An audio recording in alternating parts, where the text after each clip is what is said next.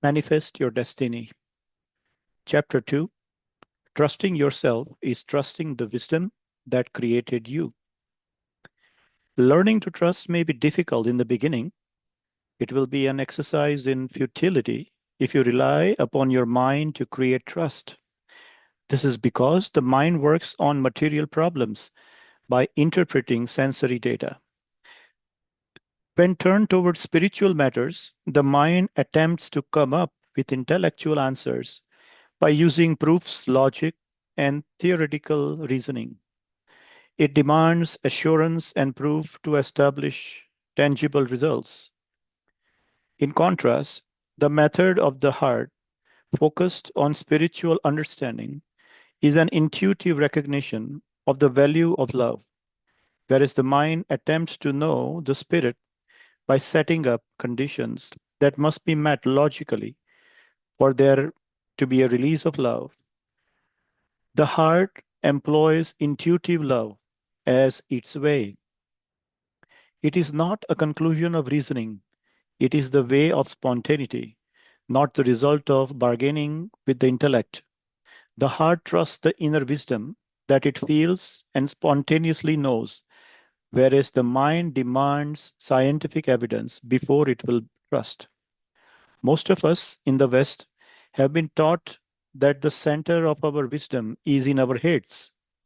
If you ask people where their ability to process thought and experience is, they will generally respond that it is in the brain. Ask consciously spiritual persons in the same question, and they will indicate the heart. When the mind seeks corroboration through specific proofs as an aid to spiritual understanding, it is encroaching into an area far more suited to the heart. For this reason, it is necessary to trust what the heart knows.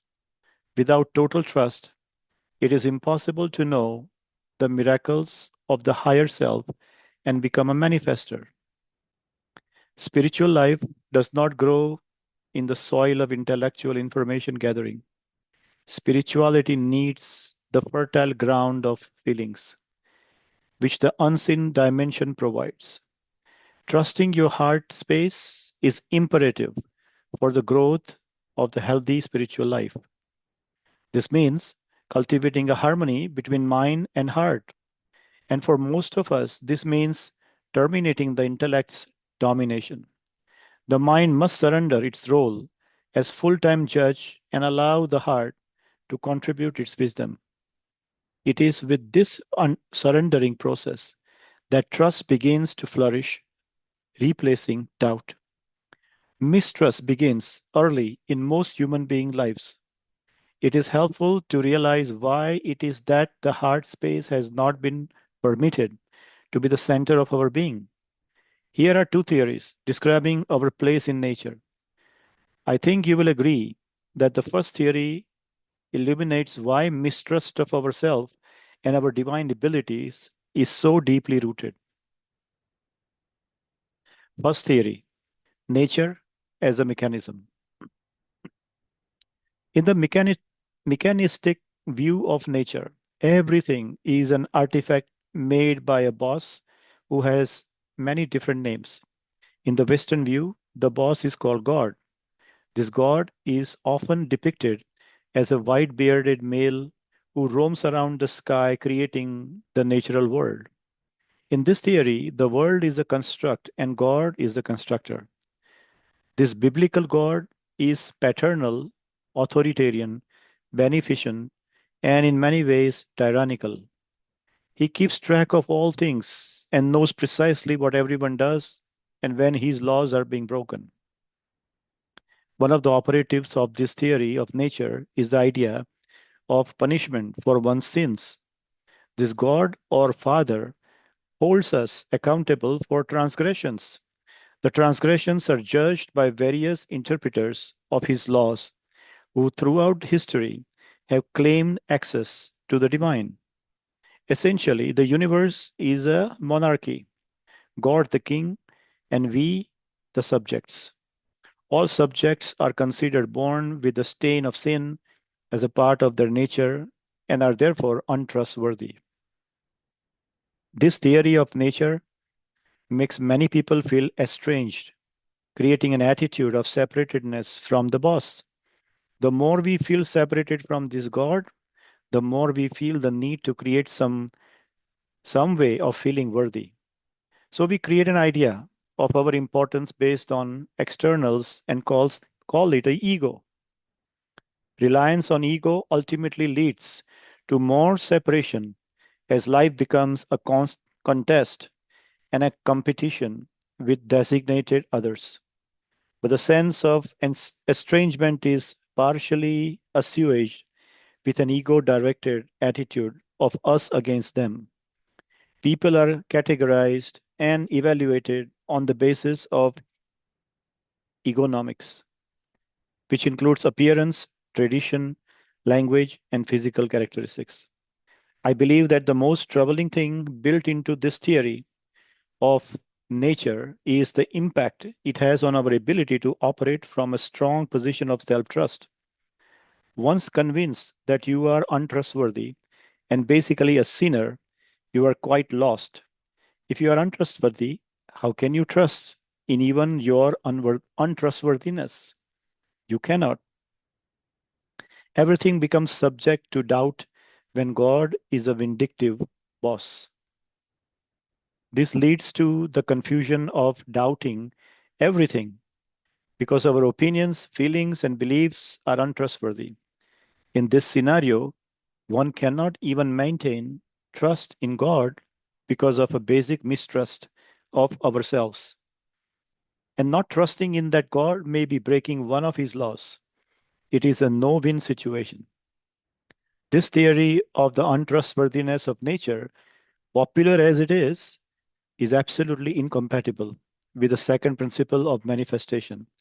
You cannot tune in to the power and energy of the universe to create and attract an abundant life if that energy and power is outside you. Second theory, nature as spontaneous and non judging. In this spontaneous view, God is universal intelligence flowing through everything, inspiring the natural process to unfold. The emphasis is on awareness of the divine nature in everything rather than managing and controlling the natural world. The life force is a non judgmental and is responsible for all creation. In this theory, nature is an unforced unfolding of life forms, and there is no boss. Rather than learning to manage and control the nature world, the impulse is to trust it. God in this theory loves all things. Human beings are an aspect of this God and are therefore carriers of divinity. Generally, in this theory, human beings are considered the highest level of life form. Trusting this most evolved natural human includes trusting the paradox of behavior described as good and bad, selfish and unselfish, greedy and generous, in the same manner as we respect other life forms by trusting their processes. There is no need to invent an ego that is separate from the divine if our basic human nature is trusted. If we trust ourselves, we know how to avoid interfering with nature and how to live in harmony. When we know God as an unseen, loving, and accepting power at the heart of everything, allowing us to make our own choices, then God is a trusted part of our nature. I believe that our nature is much more reliable than our thoughts. This second principle directs us to develop an inner knowing so that the natural process of what we desire also desires us. Consider how our biological system attracts what is needed for hair to grow, food to digest, fingernails to be hard, or breasts to be soft, without our thoughts directing the process. Thinking can often lead us astray, while our nature unfolds in the form of amazingly well functioning bodies and minds. When you trust this natural process, you begin to trust the nature of all things. The God within all informs your trusting response to life. The order of nature itself is sometimes crooked and sometimes straight. It is wiggly and unorthodox, as seen in the shapes of clouds or mountains. They are not in any pattern that we can perceive, and they are perfect. When we insist on controlling nature, we are interfering with the nature. The need to straighten out nature shows distrust. But when we relax and embrace the infinite variations of the universe, we are allowing the divinity of nature to flow and unfold through our life. We have turned, we have tuned into the divine. Think of yourself as a consciousness being played out by God, just as a wave is a part of the ocean that is being played out by the ocean. This theory of nature will promote the kind of trust that you need to attract to yourself all that belongs to you in the universe. This unseen divine energy is the ocean that your waveform is a part of. You can call it God, ocean, or for that matter, anything else. This is a profoundly exquisite realization because with it, you bring to your consciousness the inner awareness that you are actually in all things. This leads to miraculous manifestations in that you are actually connected to all that you desire to manifest. And finally, you know this to be your truth. Being in all things at once. Authentic trust is only available through the knowing heart. When you enter this trusting space, everything will come to you that belongs to you because you have been created, you have created the inner capacity to receive it. The irony is that what you wish to receive is a part of you. This can be a troublesome concept to grasp because of the ego's attachment to being separate and special. Nothing in your rational mind could ever conceive you that water is made of two parts hydrogen and one part oxygen. It appears to be a fluid that flows and has nothing to do with gases. But when we subject water to scrutiny, it its constituent elements become manifest. And so it is with the idea of being in all things at once. Nothing in our everyday experience gives us much reason to believe that our mind has as one of its constituents something invisible that is in all living things. Yet, when we examine our life force using quantum mechanics, we find that this energy is indeed not a particle, but a wave that is the same in all life. You trust in all universal energy when you accept this irrational fact. At your basic core, you are not only worthy of trust, but you are the life force that exists everywhere. If you truly trust in this notion, you realize that everything that you perceive as missing in your life is a part of the same energy that you are. Manifesting becomes the art of bringing to yourself that which is already you. In a sense, it is like thinking of the things you want as being on a string that is infinitely long, but is nevertheless attached to you in some invisible way. It is only a matter of trusting that you can bring that string to you and that whatever is supposed to come to your life will be there when you have developed the capacity to receive it.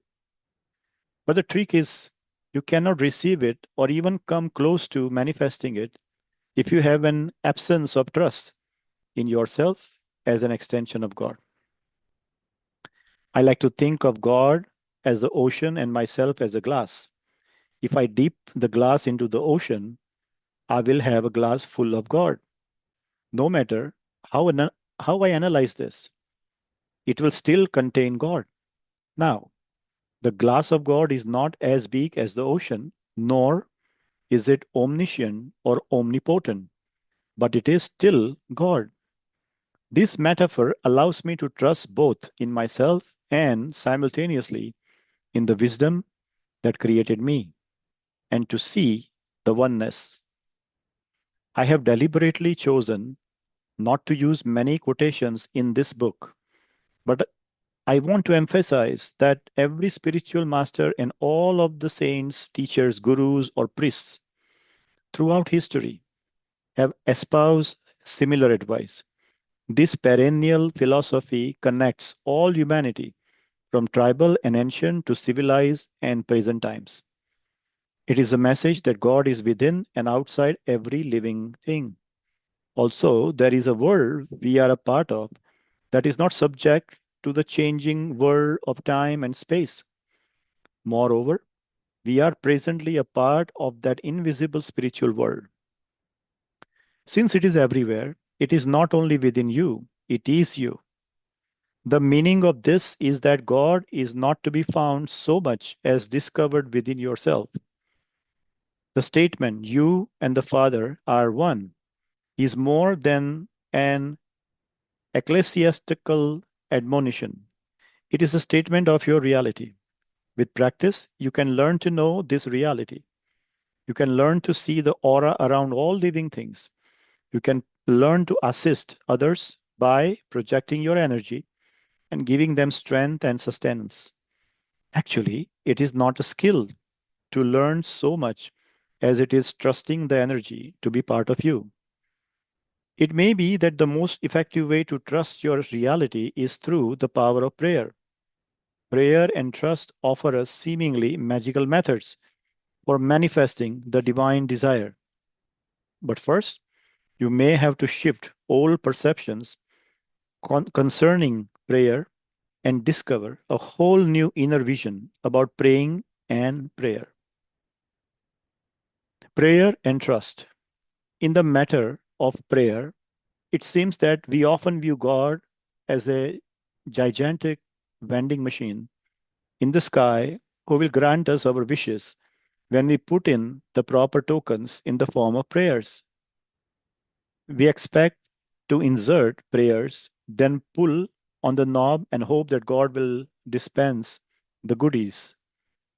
The God vending machine becomes the object of our veneration. We tell the machine how good it is and how much we worship it and expect it to be good to us in return. The basic premise here is that the God is outside us, and therefore, what we need and want is also outside us. This form of prayer is like practicing the absence rather than the presence of God.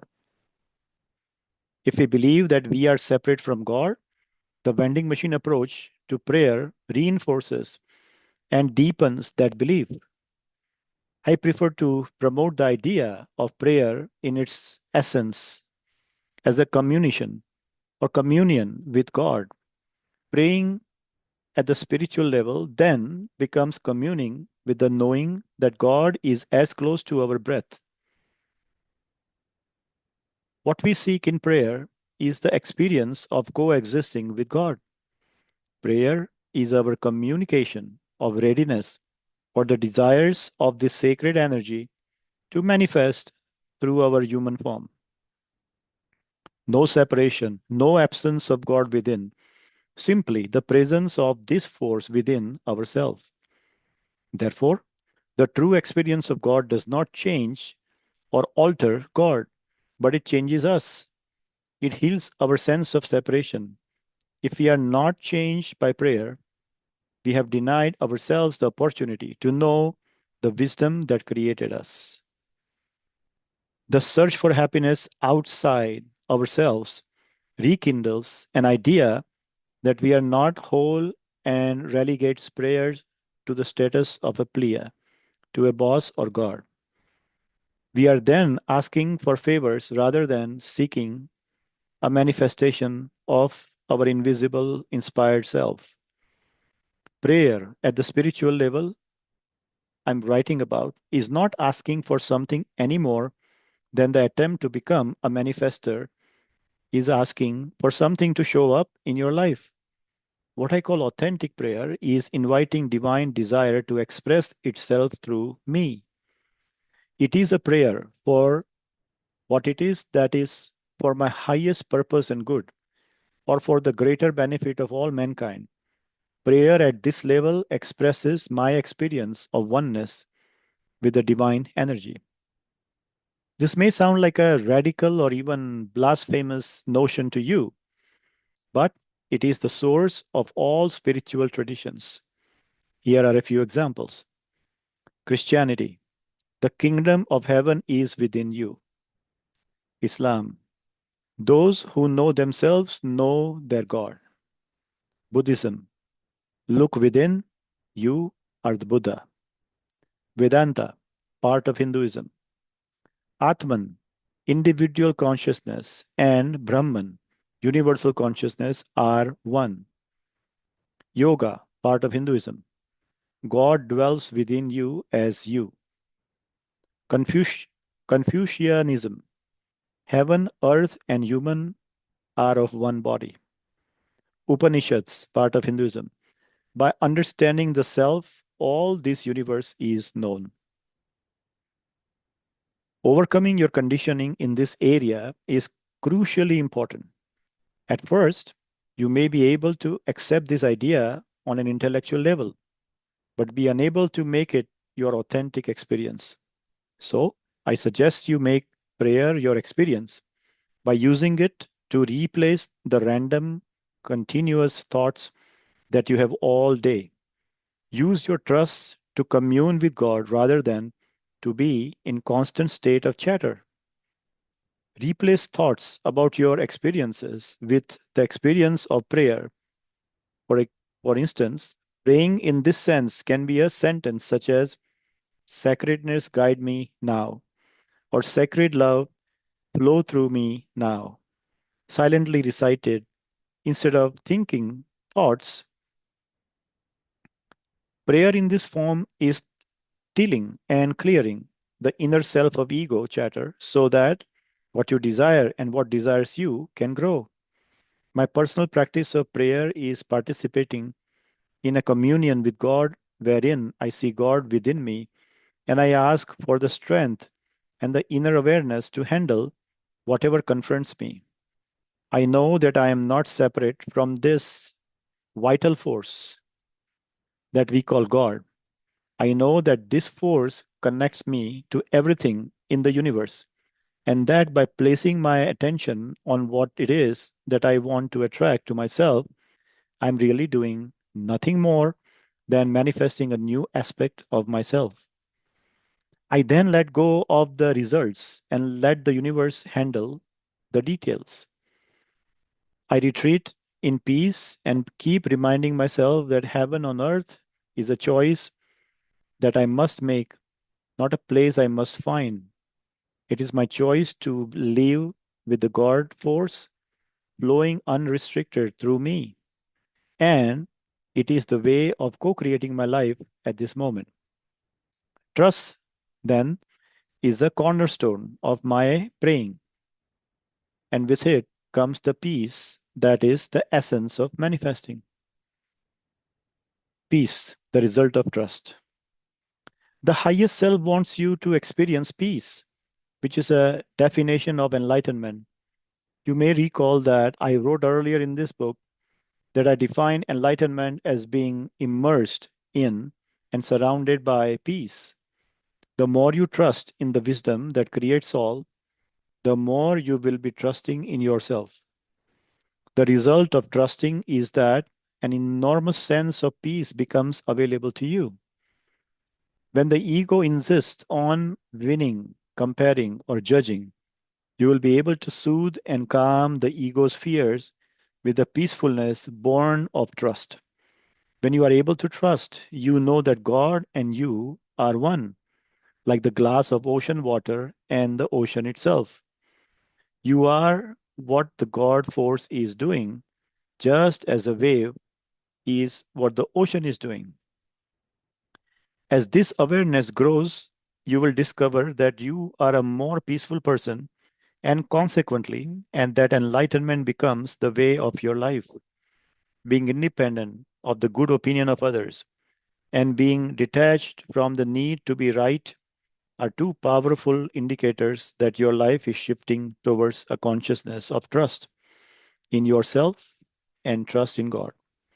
Yet, there are many people in our lives who disturb our state of peacefulness. Then the question is how to handle those who consciously or unconsciously disturb our experience of trust and peace. I once wrote an essay in a somewhat facetious tone titled Your Soulmate is the Person You Can Hardly Stand. The essence of the essay was that the people in our lives who we agree with and share similar interests with are easy to accept and actually teach us a very little things. But those who can push our buttons and send us into rage at the slightest provocation are our real teachers. The person who is the most capable of disturbing your state of peace is a person who is reminding you that you are not truly in the state of peace or enlightenment that results from trust. At that moment, this person is your greatest teacher.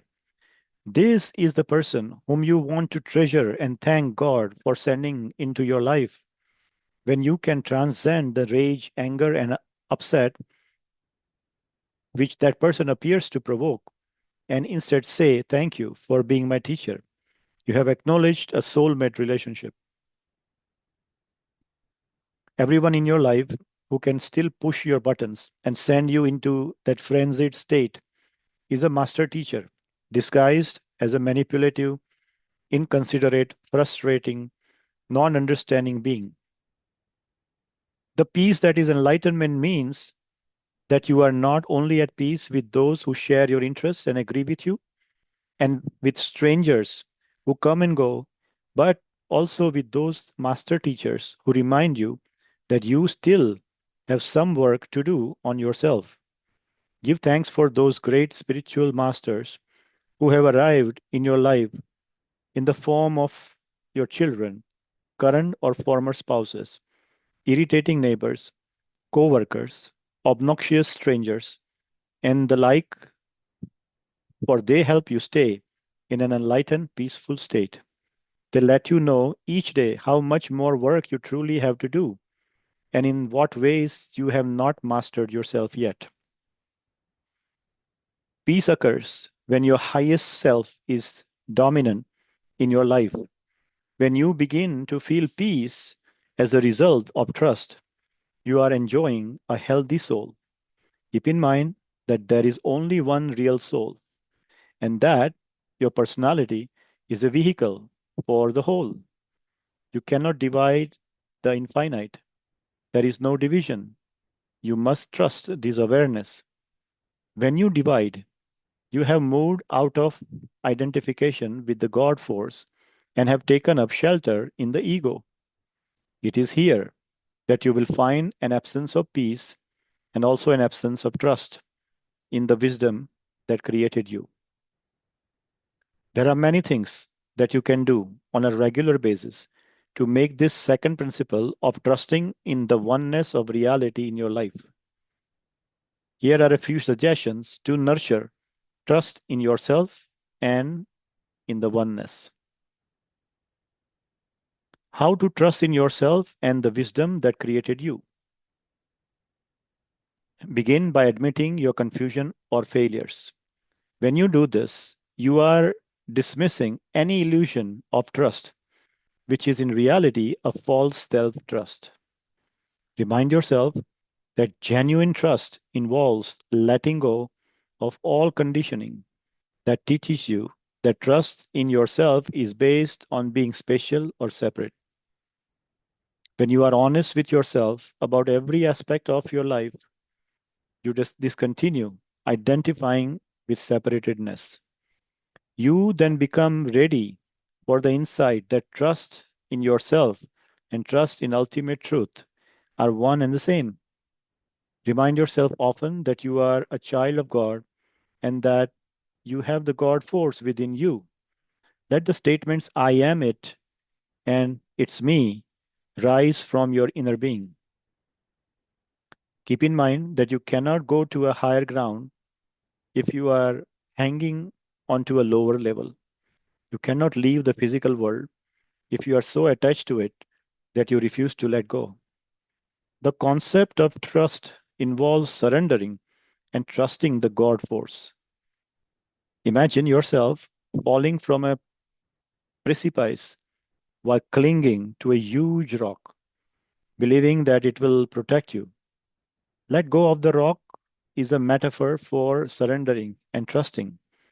You will continue to live and breathe in the physical earth plane. But you realize that you are not only your body and mind, and that the rock is not your salvation. Your needs and demands cease, and you are one with the manifest consciousness. Of course, you are literally still in the body, but you have also joined the manifest consciousness. This trust allows you to participate in the act of creation. Your current world will be experienced anew. The freedom and respect you receive from God will be bestowed by you on the circumstances of your world. Acquire a rebellion attitude towards the philosophy that preaches a style of God as boss who is authoritarian and a benevolent tyrant. Rejection of this model does not mean that you are an atheist, but rather a believer in the true meaning of divinity.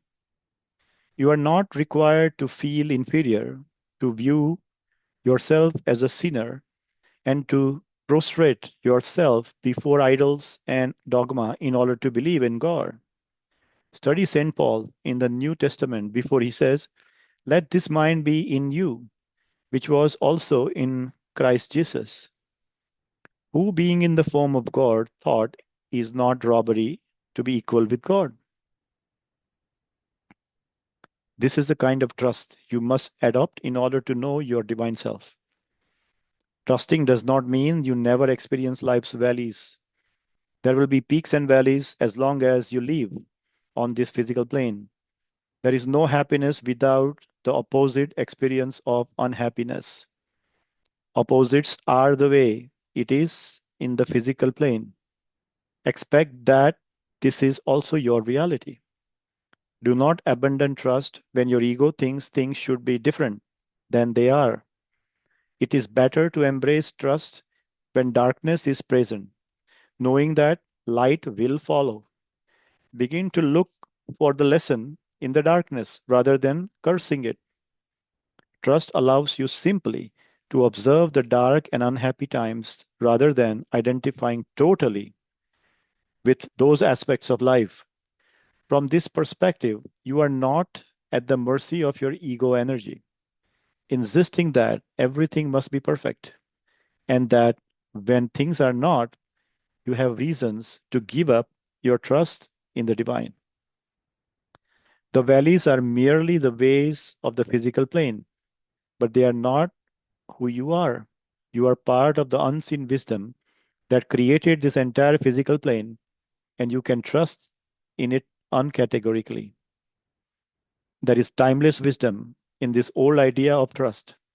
Any person can sense that problems are within, but the spiritually trusting person realizes that the solution is also within. When you trust in yourself, you are not looking for solutions to your life problems in someone or something outside yourself. Instead, you remain in a state of trusting. Then, in a trustworthy manner, you can proceed to attract the energy to you that provides a solution. Now, let's take your most serious problem and turn them over to God. Say something like following: I have not been able to resolve these issues in my life, and I have used every technique I know. I would like to show my trust in the divine force by simply turning them over to your divine hands. As I do this, I know that the divine force that is you, God, is also me. And I trust that this action will lead to a resolution of these problems. I can assure you that this method puts you into the direct contact with a higher power than can ever be found in a bottle, a bank statement, a contrary partner, an illness, or anything on the earth plane that you believe is external or separate from you. I left all of the addictions of my life behind me with the simple words, I have tried everything else. Now I'm trusting God. It was not as though something outside myself was now doing it for me. I simply trusted that force, and it began showing up in my daily abstinence program. I trusted in the eternal wisdom, and I also trusted in myself to receive that wisdom and apply it. This same process can has been the source of all of the manifesting that has occurred and continues to transpire in my daily life. The presence of complete trust is evident in your life when that you think, feel, and do are all balanced and in harmony. The presence of a distinction between your thoughts and your emotional state, as well as your behavior, tends to move you away from the trusting attitude. I'm encouraging you to adopt as you practice this second principle of manifestation. Examine your thoughts carefully. See if those thoughts are totally congruent with your actions. To say, I believe in a healthy body, and to practice eating in unhealthy ways, dissolve trust in yourself. Congruent thought, emotions, and behavior are strong indicators of your self trust. And keep in mind that when you trust in yourself, you are trusting in God at the same time. When you are incongruent with your thoughts, you are showing a lack of trust in the divinity that is your essence. Be honest about any incongruency, identify it, and trust in your ability to transcend it. And the energy that you need for this transformation will be attracted to you. But if you hang on to this incongruency, thinking one thing but behaving in incongruous ways, you will sabotage your ability to trust in yourself and in the infinite wisdom as well. As you practice surrendering, acknowledge your fundamental richness rather than bemoaning the imagined poverty of your being. When you practice spiritual trust, you are surrendering your ego and all of its hallucinatory beliefs to a higher power. You are just letting go and knowing that divine guidance is always with you. Begin a meditation practice of contemplating the supreme principle that is beyond the pettiness of this world. Yes, it is in this world, but it is not blemished by the world. The mind needs and craves serenity. Meditation is not merely making the mind think that it is meditating. Meditation is literally the embodiment of truth and trust. It is in the purification of the mind that liberation reveals itself. The practice of meditation is a powerful tool in my life. As a writer, I sometimes write for hours and everything flows magically. Then a time comes when there are no more words. I want to write and nothing happens. No matter how hard I want to write, there is no writing taking place. At these moments, I have learned to leave the typewriter and to sit quietly, closing my eyes and surrendering. I don't know what I surrender to, but I simply let go and attempt to purify my mind. Then, after some time of simply surrendering meditatively, I seem to tap into something that is a source of inspiration. And I write page after page with no idea where it is coming from. This process of closing my eyes and becoming serene gives me the ability to tap into the source of inspiration. And the word inspiration comes from in spirit. This is trust. This is grace. It is knowing that I can literally confront myself in a spirit of serenity and that what I seek will be attracted to me. This is the energy of manifesting, and it comes most frequently when the mind is quiet. It is a quiet mind that comes in contact with the truth. When we meditate, we come into contact with the part of us that is truth. The surrendering process helps us to use this truth in our daily pursuits. It is the same with trust. Surrender to it through your quick, through your quiet moments of serenity, and you will know the truth of this principle. This second principle of manifesting leads us to a higher place within ourselves. It gives us the confidence to trust in something other than that which we perceive with our senses. It illuminates within us the knowing that there is far more to this journey than what we observe.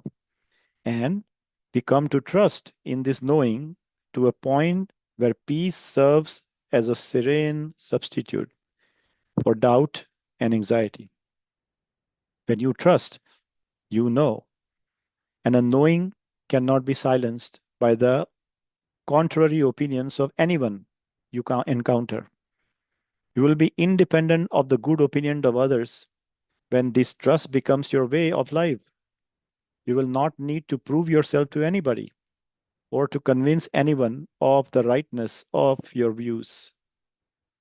You will be a silent sage moving through this material plane with a knowing that you have tapped into a source of inspiration that provides you with all the sustenance you need.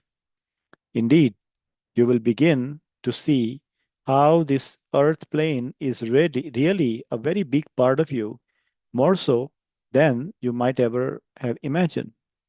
And this is the subject matter for the third principle of manifesting. End of part 2.